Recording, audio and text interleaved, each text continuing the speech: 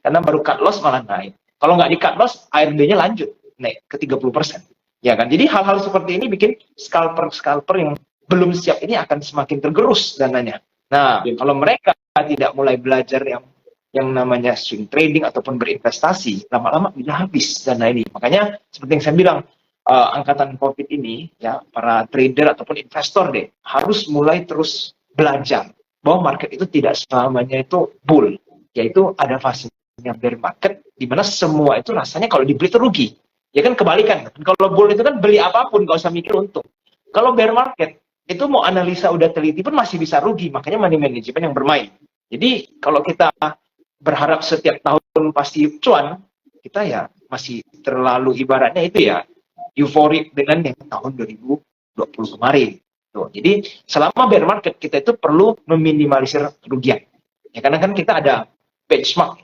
Benchmark itu kan IHSG. Kalau IHSG hijau, ya kita yang dapat portonya hijau karena semua market naik. Kalau IHSG-nya merah, ya setidaknya jangan semerah IHSG. Misalkan IHSG turun 1 tahun 5%. Ya porto kita turun 1-2%. Nah, itu kan masih lebih baik. Walaupun merah tapi tidak sedalam IHSG. Nah, tapi kan biasa retail mikir, kok saya mau con setiap tahun 20% itu. Nah, itu market aja turun, dan connya dari mana?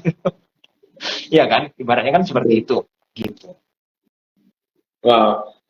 Nah, berarti bisa kita simpulkan bahwa memang trader-trader angkatan COVID ini harus lebih hati-hati ya. Mereka yang paling menjadi sasaran empuk sebetulnya untuk market sekarang, dalam tanda kutip ya.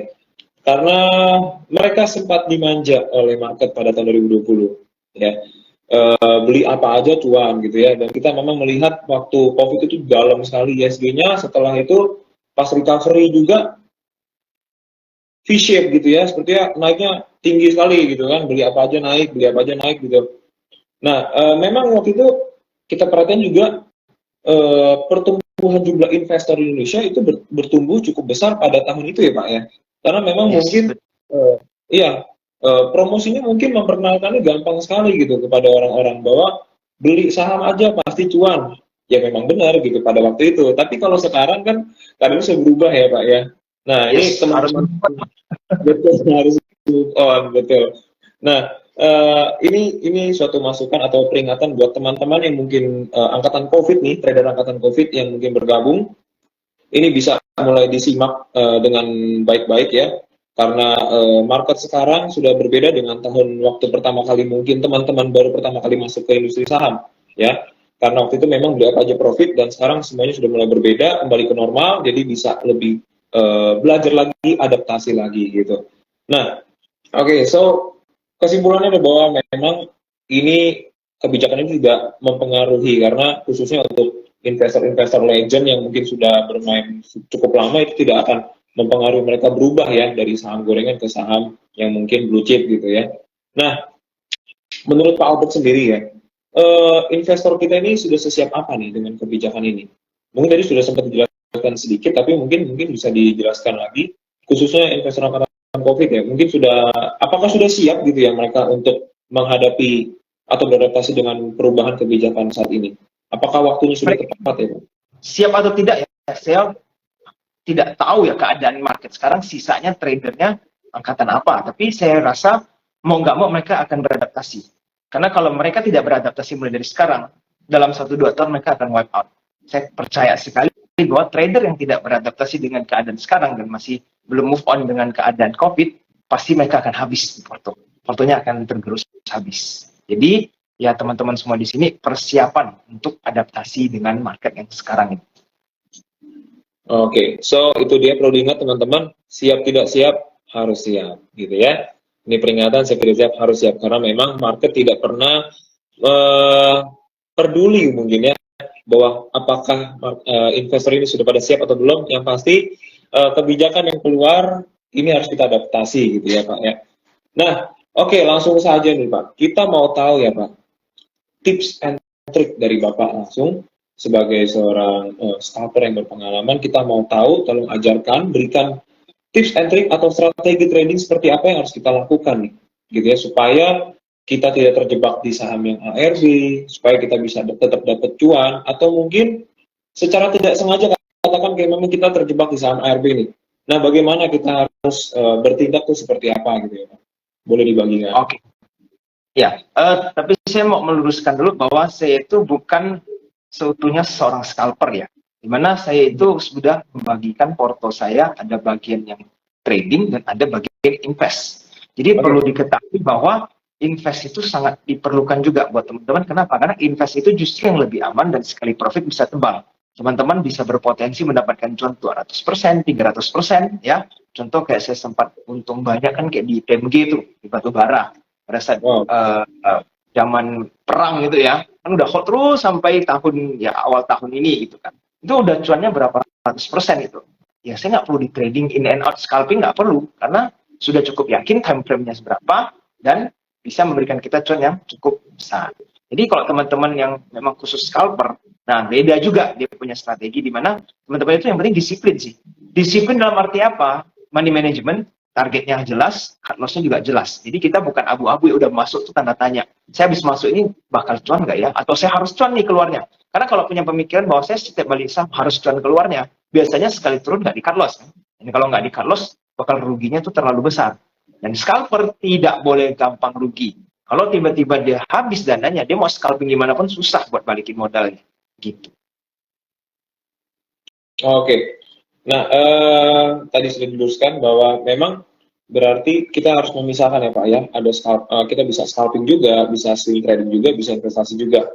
Nah, saya jadi menarik untuk mungkin Pak Alun bisa berikan juga nih untuk kita berinvestasi dan kita trading itu gimana money manajemennya Pak? Kita memisahkannya gitu ya. Untuk yang scalping berapa persen, untuk yang trading ini berapa persen, kalau untuk investasi berapa persen mungkin yang Pak Albert sudah lakukan itu bagaimana Pak pembagiannya? Oke, ini kan tergantung kesibukan teman-teman ya. Kalau teman-teman itu udah ibaratnya full time trader, itu lebih banyak bobot di trading swing, itu nggak masalah. Contoh, 80% itu swing, 20% itu invest jangka panjang. Kalau teman-teman itu memang full time. Tapi kalau teman-teman itu kerjaannya banyak gitu ya, ada kerjaan lagi, ada bisnis bahkan perusahaan, lalu teman-teman mau trading, itu menurut saya porsinya jangan terlalu besar.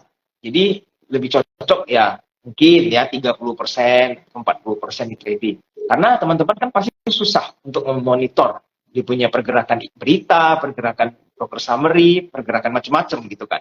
Lalu kalau teman-teman nggak analisa, cuma teman-teman beli lalu berharap untuk naik, ya itu lebih cocok investing. Ya, dimana beli saham yang fundamentalnya bagus, untuk jangka panjang.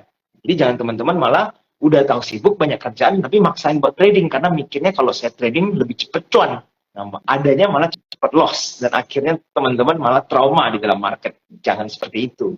Gitu. Jadi kalau teman-teman mau membagi porto itu harus menyesuaikan dengan time schedule kita. Apakah seorang pegawai yang kerjanya dari pagi sampai sore itu ada sibuk-sibuknya, atau teman-teman itu memang fokusnya dalam saham. Beda-beda gitu. Oke. Berarti pembagiannya saya ulang kembali nih teman-teman ya, cukup simpel kok. Ya, jadi kalau misalnya teman-teman ini waktunya banyak ya, punya banyak waktu mau atau bahkan mungkin seorang full time trader bisa dibagi nanti 80% dana untuk swing, lalu 20% dana itu untuk jangka panjang. Nah, kalau misalnya Bapak Ibu teman-teman yang mungkin ada kesibukan lain ya, tidak full time trading gitu ya, tidak sempat memperhatikan market, 60% untuk swing, 40% untuk jangka panjang. Jadi porsi jangka panjang investasinya diperbanyak gitu ya. Ini semua tujuannya adalah supaya apa? Memaksimalkan profit dan meminimalisir resiko tentunya Pak ya. Benar. Apalagi sekarang kan makin dalam gitu. Nah, tadi sedikit tips dan trik dari Pak Albert gitu ya. Nah, kalau misalnya ya Pak ya, nih kita membeli saham based on analisa, ya kita sudah sangat yakin gitu ya, kita sudah pakai analisa segala macam analisa dan kita yakin gitu ya secara teknikal, fundamental atau banarmologi mungkin ya sudah cukup baik lalu kita buy gitu ya. Nah, tapi namanya market kan itu pasti ada ketidakpastian Pak. Tiba-tiba saham kita mungkin turun bahkan katakanlah minus 15% gitu ya. Nah, ini worst case-nya gitu ya. Nah, strateginya kira-kira apa Pak? Kalau misalnya memang terjadi, apakah kita harus cut loss gitu ya? Nah, kalau misalnya sahamnya tiba-tiba naik lagi gitu kan, kadang kita mempertimbangkan dua hal tersebut gitu. Kira-kira apa yang harus kita lakukan nih supaya bisa survive gitu, Pak? Strategi. Kalau teman-teman beli itu berdasarkan fundamental yang sudah dihitung dengan baik ya. Nah, teman-teman belajar fundamental itu juga harus benar. Nah, sudah ketemu sebuah saham fundamental yang harganya bagus dan teman-teman sudah buy ya berdasarkan fundamental, yang lain-lain itu sebagai additional ya kalau untuk invest. Mendadak tiba-tiba ARB nih, ya kan? Itu teman-teman bukannya cut loss, tapi melainkan average down. Karena perusahaannya itu sedang bertumbuh, LK-nya itu bagus, tapi ada guncangan di market secara mungkin sentimen apa ya kayak COVID atau apa kan. Berarti kan dia menyelam karena kepanikan, bukan karena perusahaannya bermasalah. Di situ teman-teman justru gunakan buat average down. Karena barang yang bagus semakin murah ya teman-teman beli dong. Ngapain dilepas? Ya kan? Jangan sampai waktu turunnya dilepas, waktu dia balik naik dibeli. Wah itu kan salah, bukan kayak gitu. Kita beli barang di Tokopedia aja atau di Shopee atau di macam-macam all shop, belinya pas diskon, bukan pas premium atau harga normal, ya kan? Dia strategi kita kalau fundamentalnya bagus, harganya memang sudah oke, ya itu boleh di average down. Apalagi kalau mendadak minus 15%, kesempatan semakin besar, gitu. Oke, itu jadi kalau misalnya secara fundamental ya, teman-teman, sahamnya itu bagus gitu ya, dia punya valuation bagus. Nah, kalau misalnya harganya turun, boleh average down gitu ya. Nah, cuma kalau misalnya, Pak, sahamnya saham gorengan gitu, kira-kira apakah average down atau gimana, Pak? Itu pasti harus cut loss. Jangankan sampai 15%, sebelum 15% itu udah harus segera cut loss. Batas yang umumnya sih di 5% ya. Itu kalau udah rugi 5%, mau scalping, mending keluar dulu. Lihat dulu ada masalah apa nih kok saham saya mendadak koreksi 5%. Nah itu kan juga butuh skill ya. Pada saat entry itu kan mau scalping ya nggak main asal HK saham yang lagi naik. Kalau misalkan lagi naik di HK ya itu bukan dianalisa, itu namanya mengadu nasib gitu ya. Lihat hijau lalu di HK gitu kan. Lalu turun nggak mau di cut loss ya, beda-beda. Makanya teman-teman kalau mau scalping pun harus analisanya banyak gitu loh. Dan scalping itu justru analisanya tuh agak banyak sih, agak ribet. Jadi tidak gampang untuk menjadi scalper karena dia itu harus memaksimalkan waktu dia untuk mencari celah buat masuk ke dalam saham gitu. Oke. So, itu dia perlu diingat kalau kita trading, khususnya scalping, minus tadi berapa persen, Pak? 3 atau 5%? 5% itu out aja, nggak usah pusing lagi keluar sebelum tenggelam terlalu lama. 5% pokoknya cut loss ya, gitu ya. Nah, jadi sometimes kan ada mungkin yang merasa kayak, aduh kegedean gitu ya, nih cut loss-nya kegedean, nanti aja deh, gitu. Paling nanti naik lagi, gitu. Nah, itu yang bahaya. Jadi jangan sampai nanti terlalu besar, tidak jadi cut loss malah makin dalam. Jadi lebih baik punya patokan kisaran mungkin 5%, kita sudah harus keluar dari saham tersebut ya Pak ya. Yes, benar. Nah, itu tadi tips yang sangat menarik loh tentunya ya dari Pak Albert. Nah, oke Pak Albert, ini mungkin saya coba lihat dulu ya, apakah mungkin ada pertanyaan nih dari teman-teman ya. Silahkan, saya buka ruang pertanyaan. Bagi yang ingin bertanya, silahkan bertanya. Nanti akan langsung dijawab oleh Pak Albert nih. Oke, sambil kita melihat ya Pak ya. Tentunya di sini mungkin ada dari followersnya Agi Invest juga nih yang bergabung. Saya ucapkan selamat bergabung ya, dan semoga live Instagram kita malam hari ini bisa bermanfaat nih buat Bapak Ibu. Oke, sepertinya belum ada pertanyaan. Nah, sambil kita menunggu pertanyaan yang akan mungkin sedang ditulis atau sedang dipikirkan, kita mau coba tahu nih Pak ya, apapun yang terjadi ya, market sekarang mau kebijakannya berubah, apapun lah itu ya, berita sana sini keluar gitu ya, kita mau tahu sebetulnya life kan must go on gitu, trading terus berjalan, market terus berjalan ya, tidak peduli apapun yang terjadi. Nah, kita mau tahu Pak, mungkin valuasi IHSG nih Pak, kita bahas soal market sekarang, valuasi IHSG saat ini tuh menurut pandangan Pak Albert seperti apa, dan proyeksinya kira-kira sampai akhir tahun ini kira-kira gimana Pak? Masih menguntungkan? IHSG, proyeksi saya untuk pesimis deh ya. Pesimis itu IHSG mungkin akan bergerak di kisaran harga sekarang 6.600 sampai 6.700. Itu kalau pesimis. Nah, kenapa kita pesimis? Dalam arti faktor apa yang bikin pesimis lah ya market? Mungkin karena pada saat kampanye banyak berita-berita yang out of ordinary lah. Artinya tuh terlalu bikin heboh yang negatif-negatif. Karena kalau kampanye kan saya selalu ingatkan kepada saya juga ya, bahwa anything can happen. Di kampanye itu tidak ada yang bisa tahu apa yang akan terjadi. Di media itu akan muncul informasi-informasi yang paling kita tidak bisa duga. Nah, kalau itu terjadi, market panik dan segala macam, IHSG nggak akan kemana-mana, akan di situ terus deh. Tapi optimis nih, kalau optimis yang seumpamanya kampanyenya berjalan dengan baik, tidak ada masalah, semuanya baik gitu ya. Ya, IHSG mungkin akan mendekati 7 ribuan ya, untuk tahun ini ya. Jadi Wow. upside-nya masih oke, itu optimis. Nah, nanti pada saat sudah lewatin kampanye, yaitu masa pemilu dan keputusan, barulah IHSG akan rally kencang-kencangnya. Jadi, teman-teman, kalau yang masih bertahan di dalam saham, justru tahun ini adalah kesempatan untuk memperbanyak cash. Supaya teman-teman beli barang itu di bawah, bukan belinya nanti pada saat udah rally, semuanya FOMO, lalu HK saham di tahun 2024. Nah, itu kebalik. Karena belinya pada saat naik, lalu nanti sekali turun nggak di cut loss. Jadi beli saham mahal, lalu pas murah itu nggak tahu mau diapain.